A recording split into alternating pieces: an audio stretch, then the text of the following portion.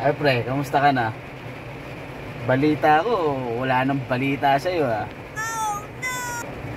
Ang tagal mong hindi nagpaparamdam ah. Akala ko tuloy, patay ka na eh. Masyado ka naman tampuhin pre. Hindi ka lang nabigyan ng pasalubong eh. Nagtatampo ka agad. Huwag kang mag-alala, mamaya paiinumin kita, putang ina mo. Yan ang hirap sa atin eh. Nag-abroad ka lang.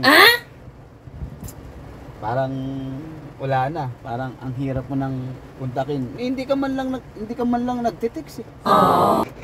Nakakabatrip ka tuloy eh. Masyado kang tampuhin eh. Lumalakas na nga yung ulan oh. Oh, lumalakas na yung ulan, masyado ka pang tampuhin. Huwag kang mag-alala. Ano gusto mo mamaya? Red Doors. Di ba? Iinumin kita, magsawa ka sa, malunod ka sa alak, tang ina mo. What? Siya naman pre, huwag ka masyado magtampo. Kaya nakagagaling lang yun sa abroad eh, kasusundo lang natin sa airport eh. Mamaya paiinumin tayo niyan. I-celebrate natin yung kanyang pagdating. Huwag siya magtampo.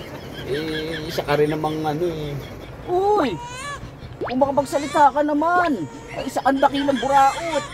Masyado kang ano, sip-sip, wisit ka. Tampururot ka masyado eh. Di ba? Ang isa kang dakilang buraot, kung makapagsalita ka, buraot. Tang ina mo rin, hayop ka. Pero mamaya guys, iinom kaya.